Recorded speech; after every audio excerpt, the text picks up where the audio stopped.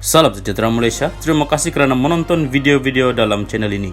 Sebelum kita mula, jangan lupa untuk tekan tombol subscribe, share, like, dan komen. Let's go! Salam sejahtera dan selamat pagi kepada semua pendengar.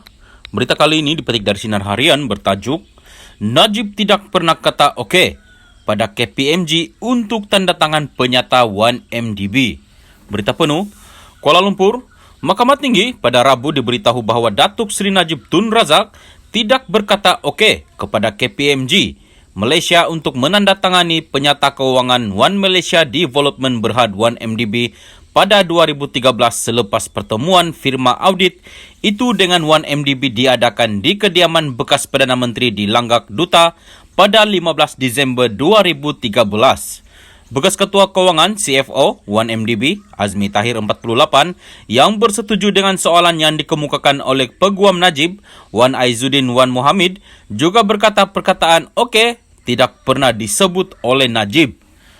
Azmi menjelaskan bahawa mesyuarat itu diadakan atas permintaan KPMG kerana firma audit itu bertegas untuk bertemu Najib kerana tidak berpuas hati dengan maklumat dan dokumentasi yang disediakan oleh pengurusan 1MDB bagi tujuan mengaudit pelaburan dana kekayaan Malaysia berjumlah AS $2.3 bilion di luar negara.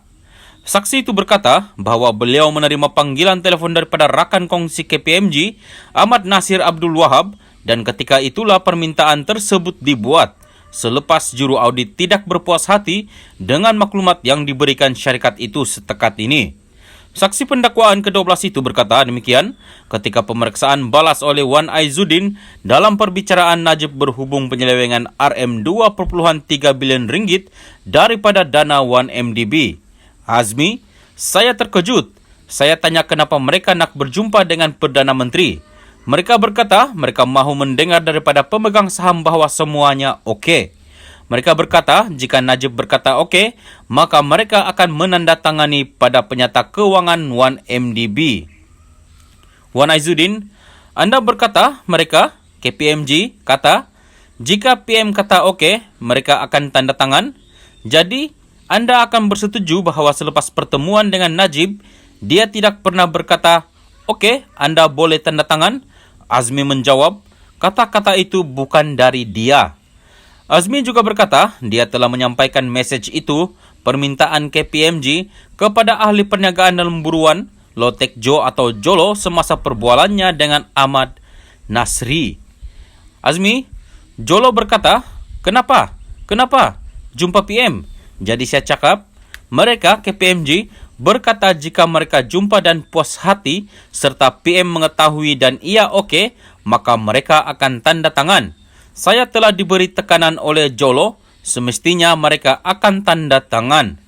Peguam itu kemudiannya mempersoalkan mengapa Jolo adalah orang yang pertama dihubungi Azmi berhubung permintaan KPMG untuk bertemu Najib, dan saksi itu berkata tiada seorang pun daripada mereka berurusan secara langsung dengan PMO, Pejabat Perdana Menteri, dan dalam hal ini mereka percaya dia Jolo adalah wakil PM. Ketika ditanya mengapa saksi memilih Jolo berbanding Datuk Azlin alias sebagai setiausaha sulit utama Najib ketika itu, saksi itu berkata walaupun dia berurusan dengan Azlin, namun Jolo memainkan peranan utama kerana dia, Jolo, mengendalikan urusan audit dan 1MDB. Mahkamah juga mendengar hujaan bahawa walaupun selepas pertemuan pada 15 Disember itu, tiada laporan akhir audit dikeluarkan oleh KPMG. Menjawab soalan lain, saksi berkata Najib tidak menelefon dan meminta beliau untuk menggantikan KPMG dengan Delioti. Dilaporkan bahawa selepas pertemuan dengan Najib, KPMG digugurkan sebagai juru audit 1MDB dan digantikan oleh firma audit Delioti yang mengaudit penyata kewangan 2013 dana itu. Sebelum ini, bekas Ketua Pegawai Eksekutif 1MDB, Muhammad Hazim Abdul Rahman, memberi keterangan bahawa KPMG disingkirkan sebagai juru audit 1MDB berikutan tekanan daripada Najib. Najib 68 berdepan 4 pertuduhan, iaitu menggunakan kedudukan beliau untuk memperoleh suapan berjumlah RM2.3 bilion ringgit dana 1MDB dan 21 pertuduhan pengubahan wang haram membabitkan jumlah yang sama. Perbicaraan di hadapan Hakim Datuk Colin Lawrence Square bersambung esok.